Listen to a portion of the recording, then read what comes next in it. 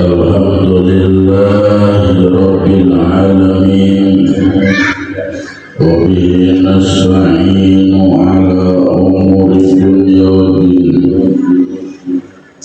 Wassalatu wassalamu ala sayyidina Muhammadin sallallahu alaihi wasallam khatiman nabiyyin wa ala alihi wa sahbihi ajma'in.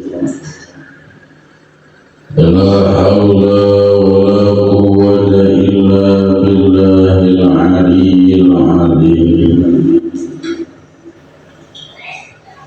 Faqad qala Allahu ta'ala fi ayatihil karim wa huwa asdaqul qailin.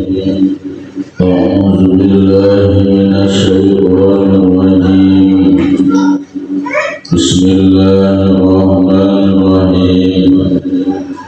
Yarfa'illahu alladhina amanu minkum walladhina utul ilma darajat. Wa qala Rasulullah sallallahu alaihi wasallam, "Man yuridillahu khairan yufaqihuhu fid-din."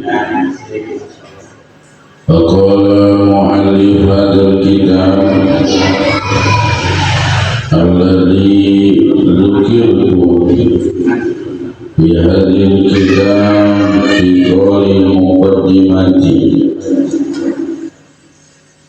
Sadaqallahul alim wa sadaqa rasuluhul habibul karim.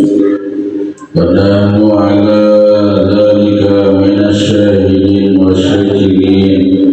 Walhamdulillahi rabbil alamin. Puji dan syukur marilah kita sama-sama panjatkan kepada Allah Subhanahu wa ta'ala yang alhamdulillah pada malam yang cerah ini kita kembali dikumpulkan oleh Allah dalam bingkai pengajian ilmu fikih sekaligus zikir khataman. Salawat dan salam ya Allah selalu tercurah dan terlimpah kepada baginda kita Nabi besar Muhammad. Juga salawat beserta salamnya Allah mulia selalu tercurah dan terlimpah pula kepada seluruh keluarganya, seluruh sahabatnya, dan mudah-mudahan kita semua selaku umatnya terus menerus oleh baginda Rasul ditransfer daripada cahaya syafaatnya di dunia terlebih-lebih di akhirat. Amin ya rabbal alamin.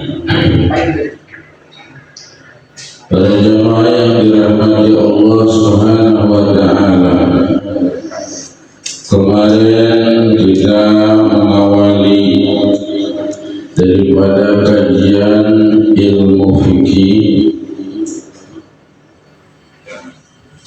yaitu membahas tentang hukum membaca Bismillahirrahmanirrahim,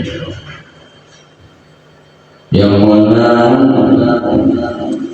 di dalam ilmu fikih, di dalam ilmu syariat, hukum membaca Bismillahirrahmanirrahim ada 5 perkara.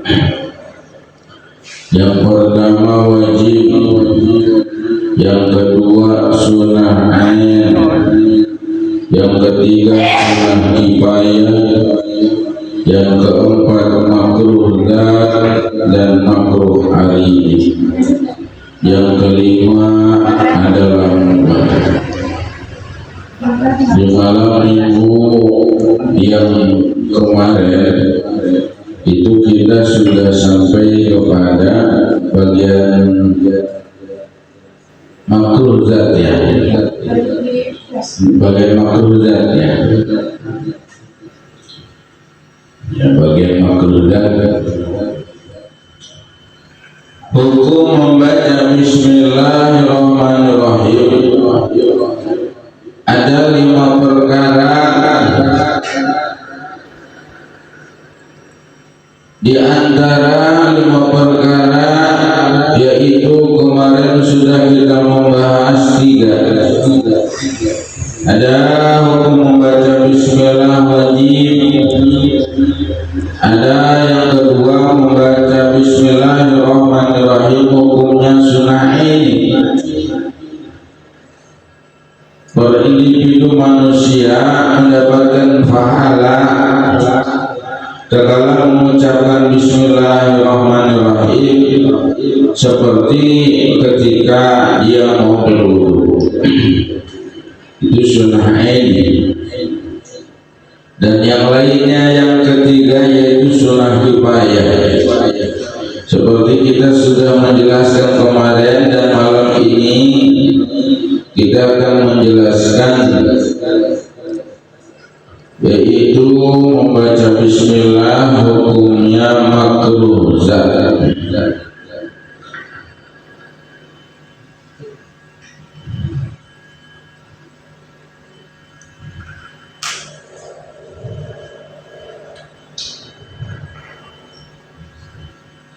Apa makruh zat? Makruh zat itu makruh yang memang tidak bisa dirubah. Tatkala kita membaca Bismillah, seperti contoh kita melihat misalkan Bang Jaya melihat barangnya Hindu,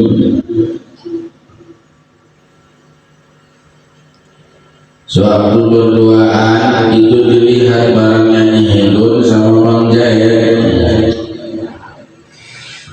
Tatkala mau berhubungan dilihat dulu, ditatap dulu, terus sambil baca Bismillah. Nah, membaca Bismillah di waktu itu hukumnya makruh zat. Saking penasarannya itu Bang Jaya, malum pulangnya setahun sekali, takut ada perubahan kali. Ke barangnya Hindun, akhirnya pas begitu sebelum berhubungan sama Bang Jaya, itu barangnya Hindun dilihat dulu. Dilihat, ditatap sama dia, kayaknya sih gak ada perubahan nih, sambil membaca Bismillah. Nah itu membaca Bismillahnya sambil melihat barangnya Hindun, itu hukumnya makruh zat ya, makruh zat. Kayaknya ada nih di jamaah juga. Pulang kayaknya begitu aja.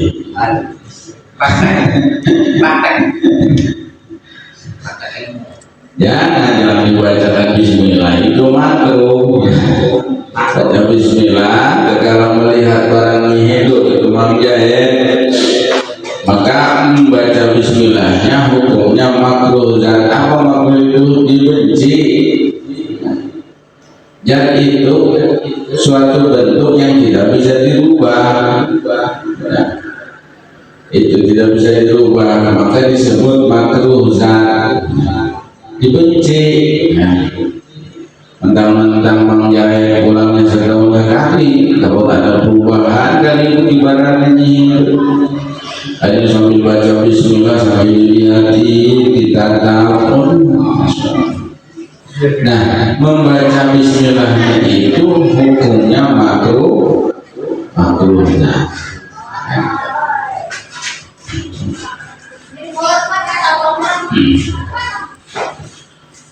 Yang kedua makruh aridi, seperti kita membaca bismillah tatkala kita mau makan pete atau jengkol,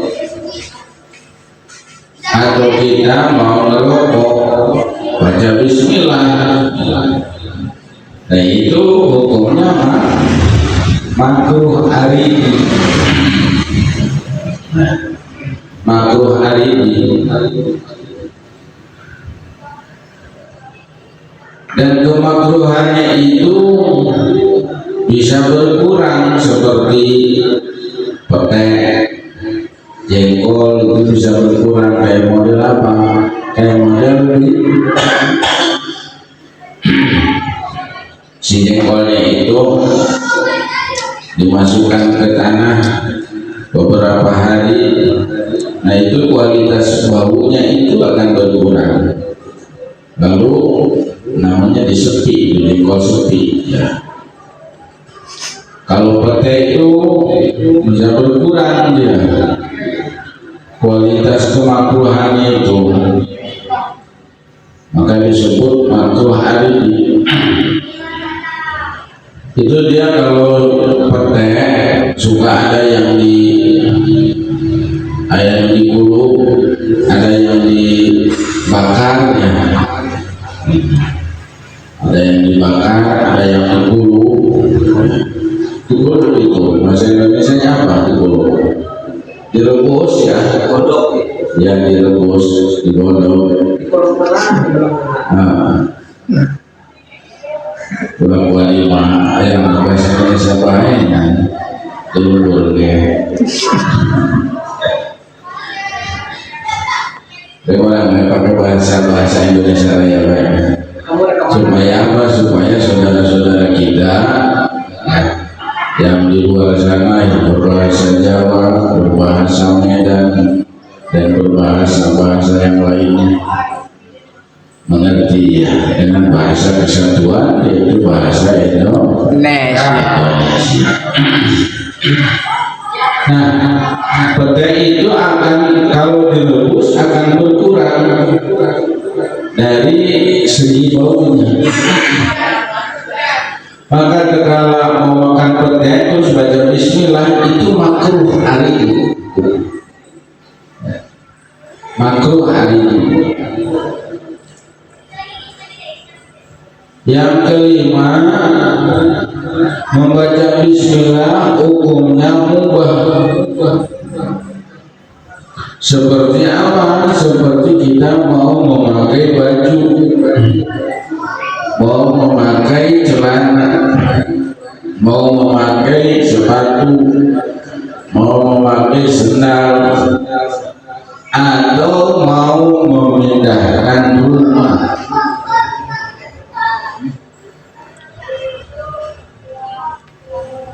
Itu kan kalau di kampung-kampung kan ada rumah panggung ya, rumah panggung, barang-barang gotong royong digotong, nasi gotong tuh pada baca bismillahirrahmanirrahim. Nah itu mubah. Artinya mubah itu ada segi positifnya dalam membaca kalimat bismillahirrahmanirrahim. Kayak model memakai baju juga hukumnya mubah, membaca bismillah, pakai baju baca bismillah, biar kelihatannya beda, kelihatannya beda. Terutama kalau laki-laki kelihatannya beda, oleh perempuan, kalau perempuan kelihatannya beda oleh laki-laki. Nah itu ada ya, ada doanya ya, ada ayatnya supaya terlihat kalau laki-laki ganteng, kalau perempuan terlihat lebih cantik, lebih cantik. Maka kalau memakai baju, memakai celana, memakai sepatu, memakai diawali dengan membaca bismillah, maka membaca bismillahnya itu hukumnya mubah. Secara ilmu fikih, secara syariat, itu membaca bismillahirrahmanirrahim itu hukumnya mubah. Mubah itu ya dibolehkan dan ada sisi positifnya. Walaupun definisi mubah itu la yusabu ala fi'lihi wala yu'aqabu ala tarkihi, tidak akan mendapatkan balasan pahala bila mana dikerjakan, tidak akan mendapatkan siksaan bila mana ditinggalkan. Itu perkara mubah definisinya.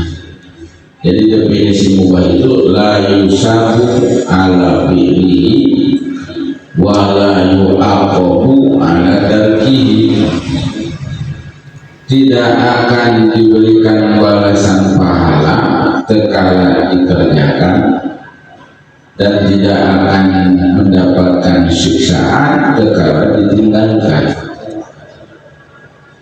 Tetapi mubah itu ada sisi positifnya, sehingga pas mau pakai baju baca bismillah, akhirnya kelihatannya ganteng ya.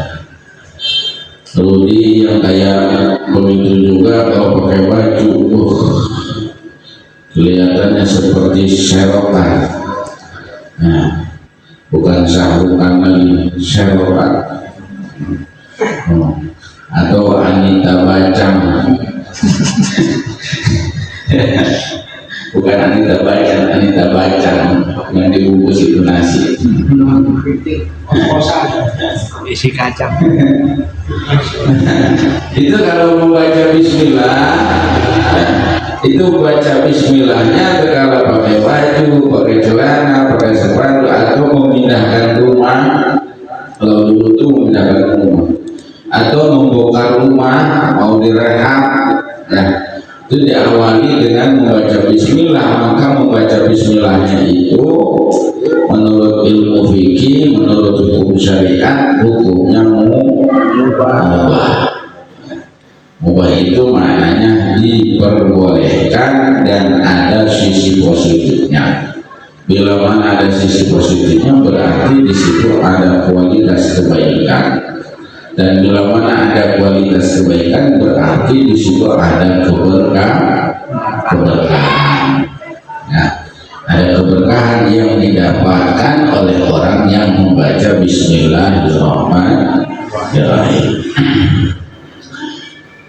Baik, itu sudah kita beres tentang menjelaskan hukum membaca bismillah yang ada 5 ya. Menurut hukum syariat bahwa membaca bismillah itu ada 5 ya. Hukum wajib, sunnah aini, sunnah kifayah, makruh zat, makruh hariri, dan mubah. Itu secara syariat, secara fikih harus tahu ya, harus tahu. Kita naik kepada alhamdulillahirabbil alamin wa bihi nasta'inu ala umuri dunya waddin. Alhamdulillah, adapun semuanya puji lillahi, yaitu termilik untuk Allah Rabbil alamin, yang mengurus alam semesta. Segala puji bagi Allah Rabbil alamin yang mengurus alam semesta. Lalu ada berapa sih pujian itu, sanjungan, rasa membaca alhamdulillah, ekspresi daripada memuji.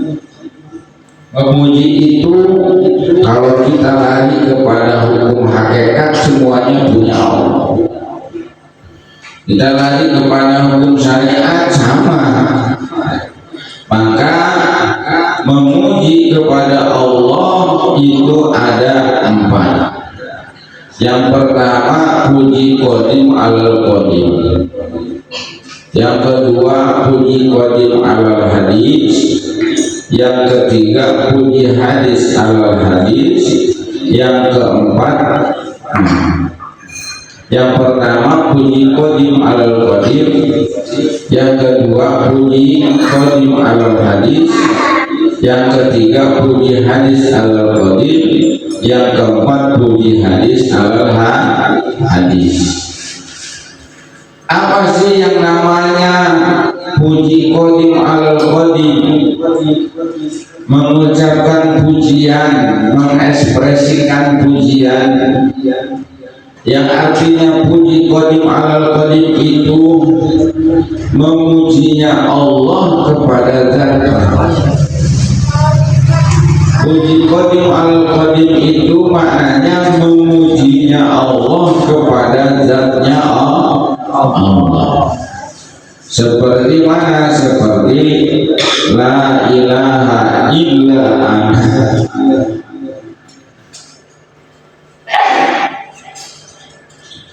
Seperti memujinya Allah kepada zatnya seperti kalimat la ilaha illa anta. Tidak ada Tuhan illa ana terkecuali diriku, kata Allah. Nah, kalimat itu adalah wujud daripada puji qadim alal qadim, memujinya Allah kepada zatnya Allah. Sebab pada dasarnya adanya lafaz alhamdulillah itu karena diadakan oleh Allah. Ya. Diadakan oleh Allah. Dan yang berhak diucapkan alhamdulillah itu ya lillah, cuma Allah. Yang kedua puji qadim alal hadis. Allah memuji kepada hambanya. Allah memuji kepada hambanya. Seperti lafaz innallaha wa malaikatahu yusholluna ala nabi ya ayyuhalladzina amanu shollu alaihi wa sallimu taslima. Itu puji qadim alal hadis, memujinya Allah kepada hambanya. Atau di dalam surat Isra, subhanalladzi asra bi abdihi. Itu Allah memuji, itu ayat itu Allah memuji dan Allah menunjukkan kudrahnya, memperjalankan hambanya yang bernama Nabi Muhammad SAW dengan perjalanan rohani dan perjalanan jismani dengan waktu yang begitu singkat. Dalam hitungan waktu dunia itu sangat singkat, maka Allah itu memuji dengan melafazkan subhanalladzi asra bi abdihi. Nah, itu kalau di ayat yang lain. Seperti juga innallaha, sesungguhnya Allah, wa malaikatahu, dan semua malaikat-malaikatnya Allah, yusholluna ala nabi. Nah, makna yusholluna itu bagi Allah, Allah memuji hambanya yang bernama Nabi Muhammad sallallahu alaihi wasallam.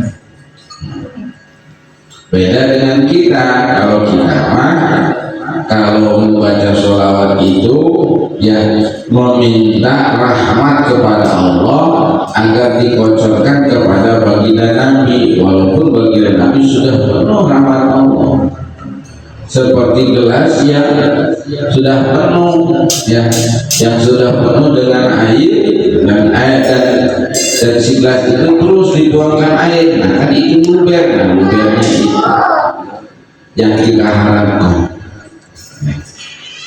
kita harapkan. Nah, lubernya itu dengan membaca sholawat. Nah, kita sesudah beres ini ngaji, ya, ngaji ilmu fikih ini, nanti kita zikir sholawat. Nah, maksud tujuannya apa? Maksud tujuannya adalah supaya kita mendapatkan rahmat dari Allah, mendapatkan syafaat dari Rasulullah Sallallahu Alaihi Wasallam. Nah, udah ya jelas. Puji qadim alal qadim, memujinya Allah kepada zatnya. Yang kedua, puji qadim alal hadis, Allah memuji kepada hamba-hambanya.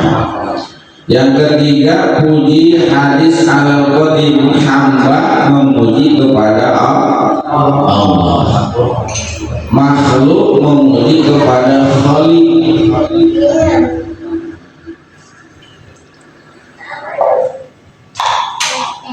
Seperti la ilaha illa anta subhanaka inni kuntu minadh dhalimin.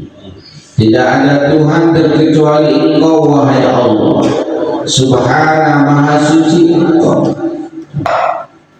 Nah, kita melafalkan itu, kita memuji, ini kita hamba memuji kepada Allah, zat yang maha qadim, zat yang maha dulu dari yang dulu. Qadim itu. Nah, jadi kita mengucapkan la ilaha illa anta subhanaka inni kuntu minadh dhalimin. Kita memuji Allah dan kita merasa rendah di hadapan Allah. Ini sesungguhnya diriku, untuk adanya diriku minadh dhalimin, dari golongan-golongan orang yang selalu melakukan dosa. Nah, mengucapkan itu bukti bahwa memujinya hamba kepada Allah. Ya, itu dinamakan di dalam ilmu fikih puji hadis alal qadim. Ya, paham ya? Yang keempat, puji hadis alal hadis, memujinya hamba kepada hamba yang lain. Pada hakikatnya memujinya Zaid kepada Umar itu pada kalau dimasukkan ke hakikat pada dasarnya memuji kepada Allah. Ya, seperti apa? Seperti ta'ajubnya. Ya, seperti ta'ajubnya Zaid kepada Umar dengan aktivitas ibadah yang dilakukan oleh Umar. Umar itu sholatnya rajin, ngajinya rajin, baca sholawatnya Masya Allah sampai paling sedikit 41 kali. Nah, maka merasa ta'ajub, ya, merasa ta'ajub sehingga Zaid memuji Umar. Ingin amat aku seperti kamu. Nah, ingin sekali aku seperti kamu. Kamu rajin sholat, rajin ngaji, rajin zikir, rajin baca sholat, rajin menolong orang, membantu orang. Aku ingin seperti kamu. Ya, kamu ini luar biasa. Nah, itu ucapan itu dinamakan, pujian itu dinamakan puji hadis alal hadis. Nah, puji yang keempat itu lillahi ta'ala, yaitu miliknya Allah, bukan miliknya kita. Kenapa? Karena Zaid Umar bisa melakukan ibadah karena sama Allah dikuatkan untuk bisa ibadah. Ya, hambanya bisa memuji kepada Allah karena memang diizinkan untuk bisa memuji hamba kepada Allah. Allah memuji kepada hambanya, memang itu haknya Allah. Lalu Allah memuji kepada zatnya, memang itu sudah kudrahnya Allah. Karena Allah yang mewujudkan daripada pujian. Jadi puji yang empat itu lillahi, yaitu milik Allah. Ya, milik Allah. Maka kalau kita dicaci, dimaki, dihinakan, jangan Jangan marah, memang kita hina. Ya. Ini kadang-kadang kita ingin dipuji saja. Tapi kalau misalnya dicaci, dimaki, dihinakan, kita malah marah. Padahal kita enggak ada hak untuk marah, karena yang berhak dipuji hanyalah Allah. Maka terkala dicaci, dimaki oleh seseorang, maka kita ucapkan di dalam hati alhamdulillahirabbil alamin. Itu kalau dicaci, dihinakan sama seseorang, di hati kita mengucapkan alhamdulillahirabbil alamin. Tapi jangan mengucapkan di hati alhamdulillah, tangan langsung butuhnya. Awas tuh, nanti kalau sendirian di pojokan, nah, itu namanya enggak sesuai ya. Enggak sesuai dengan membaca ya alhamdulillahirabbil alamin. Lalu bagaimana kalau datang pujian kepada kita? Maka di dalam hati kita ucapkan innalillahi wa inna ilaihi raji'un. Ya Allah, pujian itu adalah darimu dan kembali untuk dirimu, bukan untuk diriku. Karena pujian itu ya, kalau terlampau banyak orang memuji kita, itu bisa menggelapkan mata ya, bisa menggelapkan mata. Seperti seorang gadis digombalin sama seorang perjaka, sama orang bersama laki-laki itu, baik secara langsung maupun secara di media sosial. Kan itu masya Allah ya, pujian laki-laki itu gombalannya luar biasa. Kenapa laki-laki pintar gombal? Karena dia itu punya akalnya, dan akalnya itu lebih besar daripada perempuan. Makanya laki-laki itu akal bulusnya banyak ya. Iya, ngapel biar disangka banyak mobil, akhirnya dia pakai mobil rental ya. Minggu pertama dia pakai Pajero, minggu kedua datang dia pakai Fortuner. Akhirnya bapak sama ibunya nanya, "Dek, emang ada ini orang kaya?" "Iya Pak, itu makanya mobil saya gratis. Kemarin pakai Pajero, sekarang Fortuner." Lalu nanti minggu depan mungkin Lospa kali ya. Nggak tahu dia minjem ke rental. Pas begitu dapat anaknya dinikahi sama dia, ketahuan akal bulusnya. Nggak tahu dia cuma supir Grab yang bawa mobil orang. Aduh, ketipu kata bapaknya. Anak gua udah dapat teman dia, ternyata dia penipu. Zaman sekarang banyak seperti itu, tertipu ya. Oh, pas begitu apel luar biasa, rapi, bajunya juga setil, waduh, bawa tas seperti tas kantoran, pakai dasi, masya Allah. Udah bangganya luar biasa, si bapak dan si ibu dari perempuan yang dia sukai, luar biasa. Punya duit 500.000 juga, wah dia aur-aur sama dia. Padahal dapat minjem di dana.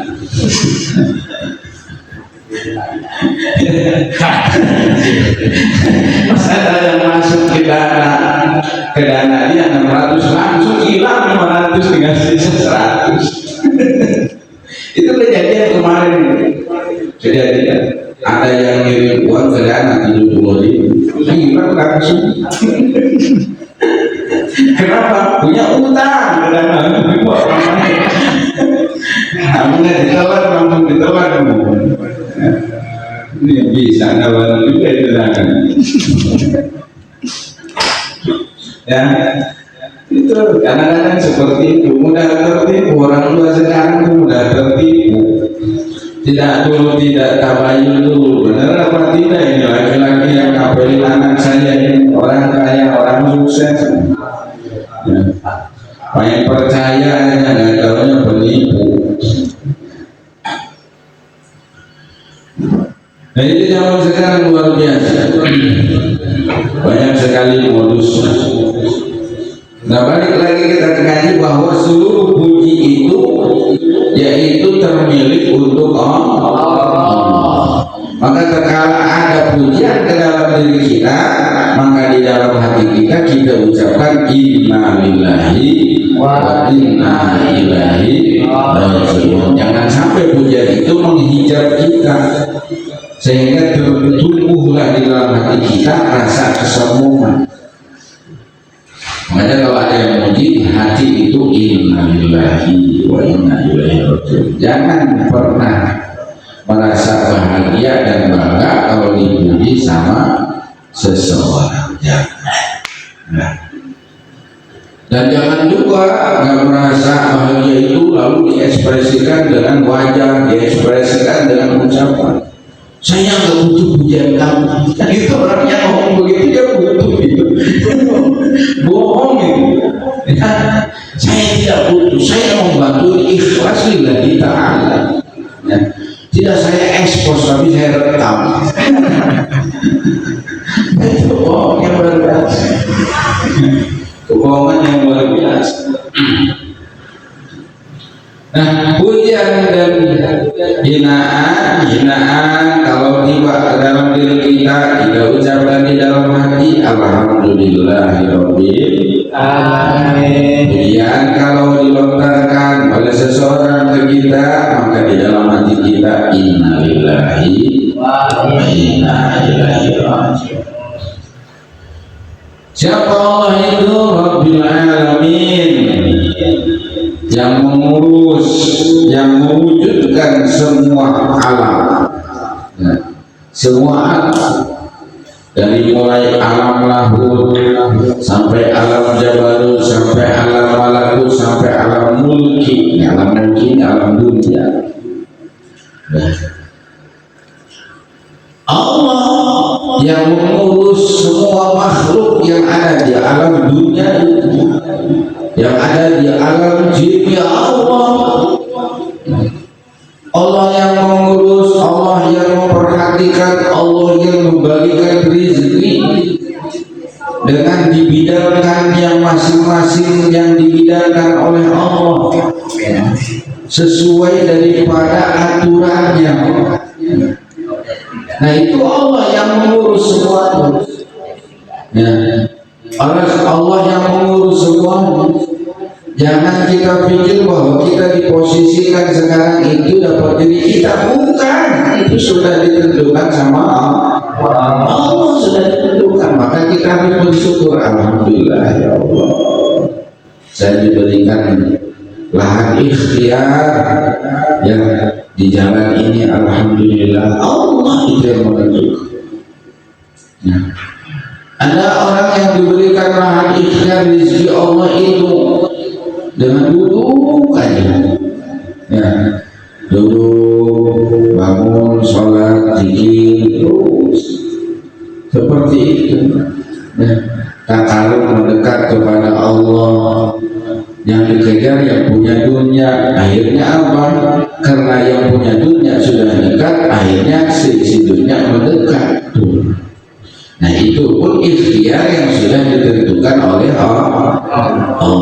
Ada yang ikhtiar melalui bisnis, ya, melalui bisnis, ya, jual beli, main tender, segala macam, ya. Nah, itu semuanya Allah yang Rabbil Alamin, Allah yang mengatur, Allah yang mengurus, Allah yang mewujudkan semua. Wabihi nasta'inu, dan hanya kepada Allah kita meminta pertolongan. Ya, bukan wabihi nasdukumu. Hanya kepada dukun aku meminta pertolongan, nggak boleh. Ya, nggak boleh, awas, hati-hati. Jadi yang boleh itu bahwa bihi nasta'in, hanya kepada Allah kita meminta pertolongan atas perkara apa? Ala umuri dunya wa din, atas perkara dunia dan perkara agama.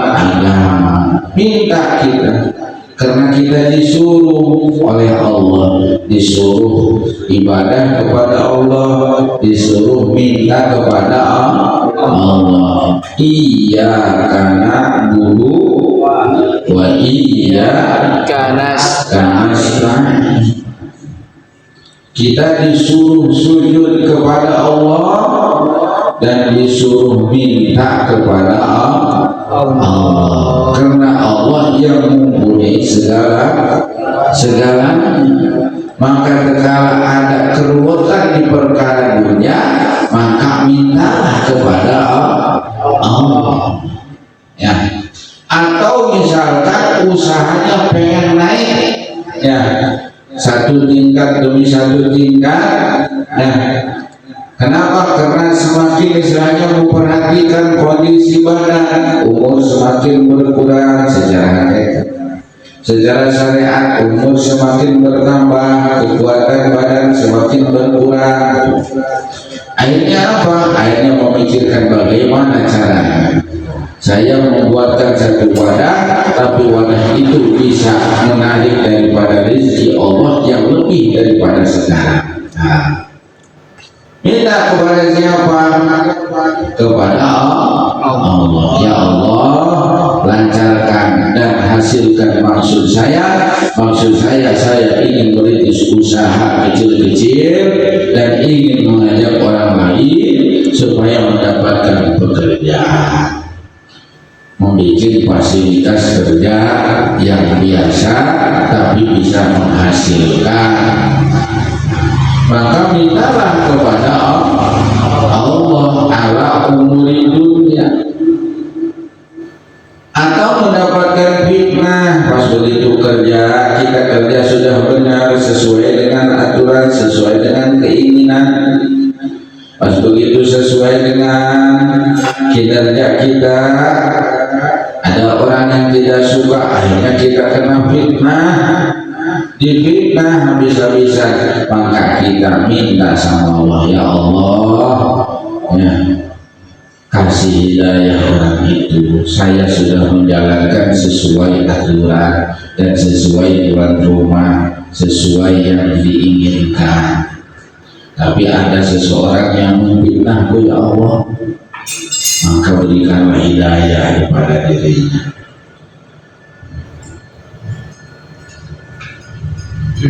Wajib dan dari perkara agama, secara perkara dunia kita minta tolong kepada Allah untuk dibereskan, untuk dilancarkan, untuk diberkahkan.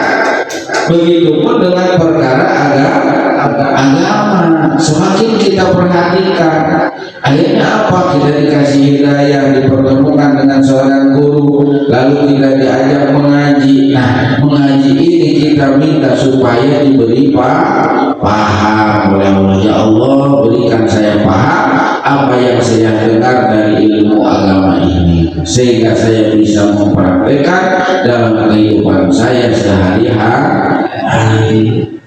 Minta sama Allah, karena Allah yang ngasih paham. Nah, datangnya wajib, pahamnya minta sama Allah yang ngasih paham. Maka dari perkara dunia dan agama, wa bihi nasta'in, seperti kita mau merasakan khusyuk di dalam sholat, minta sama Allah. Sebelum sholat kita minta sama Allah, ya Allah, saya ingin merasakan sholat saya yang belum saya lakukan ini. Sebelum saya tawadhu menghadap dirimu, maka khusyukkan hati dan pikiran saya terfokus kepada ya Allah, sehingga saya merasakan begitu dekat setiap ucapan di dalam sholat, setiap pekerjaan di dalam sholat. Ya, itu saya merasa betapa khusyuknya, betapa nikmatnya Engkau yang bisa mengkhusyukkan. Karena aku ini berlumuran dosa, berlumuran kotoran, Ya Allah, aku ingin merasakan begitu khusyuknya di dalam sholat, ya Allah.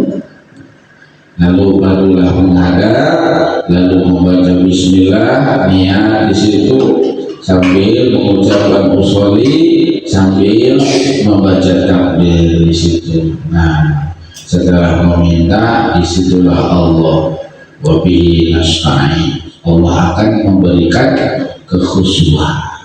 Ya. Minta kalau pengen sholat khusyuk, minta sama Allah, karena Allah yang memisahkan mengkhusyuk. Ya, gitu. Karena kadang-kadang ada yang ingin melatih kekhusyuan pikiran dan hati. Kadang-kadang dia sengaja sholat di tengah keramaian supaya pikirannya itu enggak terpengaruh dengan keramaian, maka sholatnya di keramaian. Ya, di keramaian. Tapi kalau dia sholat kalau masih tersiksa dengan keramaian, berarti dia sholatnya belum lillahi ta'ala. Sebab sholat itu min haitsu ma kunta, dimanapun kau berada, ya, dimana ada waktu panggilan Allah, ya, maka di situ laksanakan sholat. Nah, kalau ingin merasakan kekhusyuan di dalam sholat, minta sama Allah.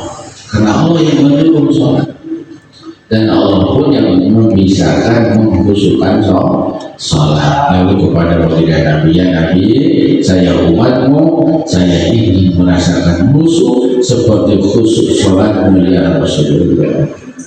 Nah, itu maka isilah hati dan pikiran dengan sholawat.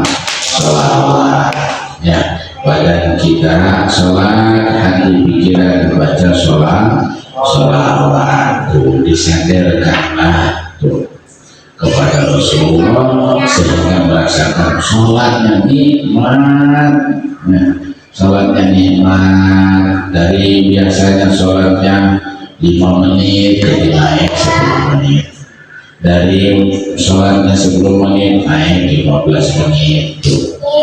Kenapa? Karena semakin dia menghidupkan hati setelah Fatihah, sebelum baca surat itu dihidupkan hati dengan baca apa? Sholawat Fatih. Sholawat Fatih dihidupkan, dibaca sholawat Fatih. Pertama bisa 1 kali di hati, pikiran fokus ke hati itu. Jadi sebelum baca surat itu, setelah membaca Fatihah, udah biasa tuh sekali, naik lagi 2 kali, besoknya naik lagi 2 kali, udah biasa 2 kali, besoknya lagi naik lagi 3 kali, baca sholawat Fatih di dalam hati. Oh, terus naik tuh sehingga nambah lama tuh sholatnya. Nah, sholatnya nambah lama, yang tadinya hanya 5 menit jadi 10 menit, yang tadinya 10 menit jadi 15 menit, yang tadinya 15 jadi 20 menit itu. Sampai yang tadinya 30 menit jadi 1 jam. Kok sih itu sholatnya lama ya berdirinya. Habis baca Fatihah dia diem, padahal bukan dia bingung, dia sedang zikir sholawat hati dan pikirannya kepada baginda Nabi Muhammad SAW. Itulah ajaran supaya naik kepada kekhusyuan di dalam melaksanakan ibadah sholat. Ya, makanya sholawat Fatih bagusnya dibaca di dalam hati, dan di sholat pun itu dibaca. Ya, sholat pun itu dibaca sholawat Fatih. Jadi semakin enak tuh sholatnya. Pas begitu anak lihat, kok bapak lama amat ya berdirinya. Tadi padahal beres dia walauliin amin, dia diem aja nggak baca sudah. Padahal di hatinya lagi baca sholat. Pas begitu beres sholat, anaknya nanya, Pak, kok bapak sekarang sholatnya lama? Beresnya lama, kemarin cepat bapak itu sholat. Allah Akbar,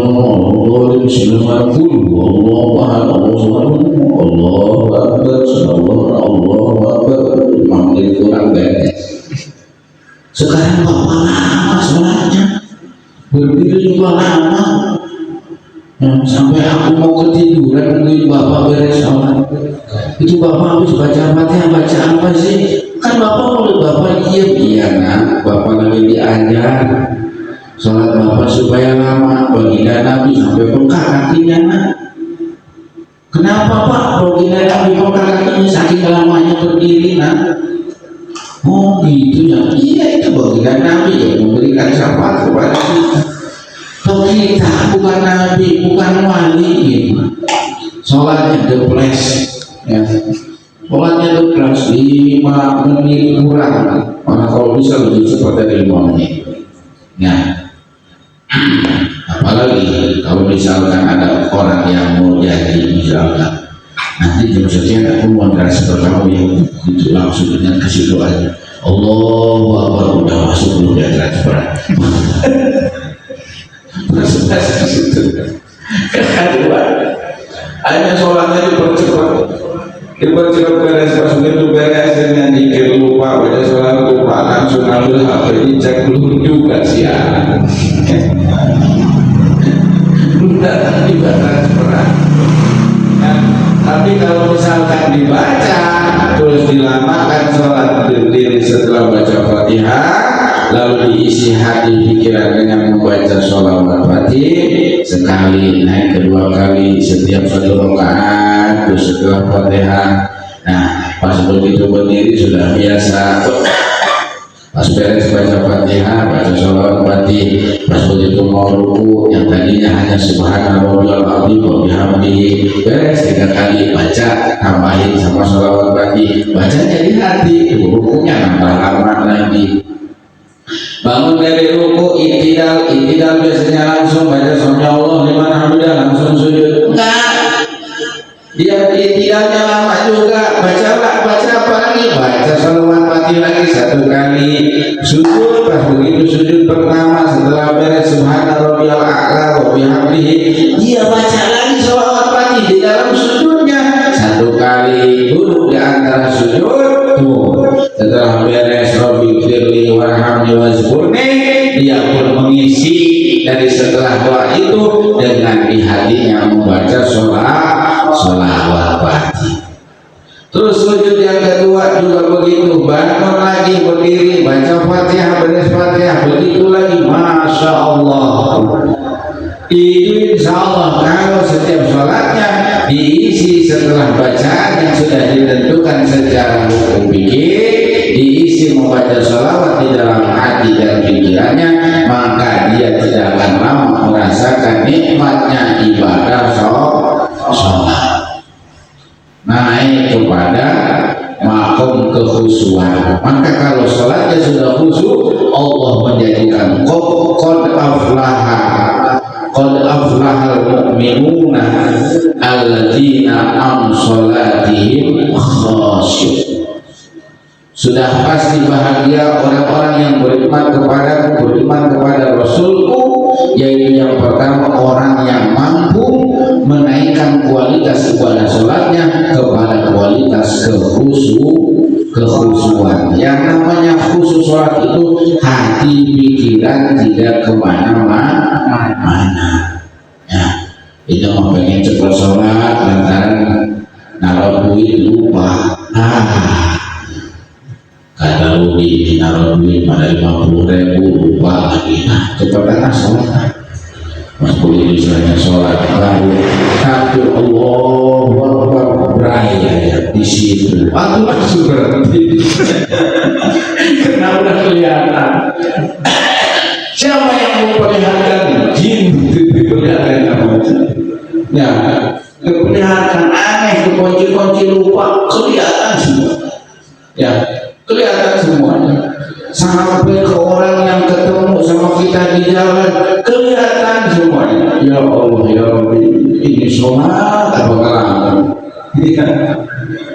Ini ngahayal ya tuh, supaya jangan ngahayal pikiran hatinya di waktu sholat diisi baca sholat ya, diisi baca sholat. Maka kata Allah dalam syariat kita disuruh wabihi nasta'inu ala umuri dunia wa din. Kita minta pertolongan kepada Allah baik perkara dunia maupun perkara agama. kita supaya merasakan senang di dunia. Perkara agama juga kita supaya merasakan surga di dunia, surga di akhirat. Mungkin itu saja.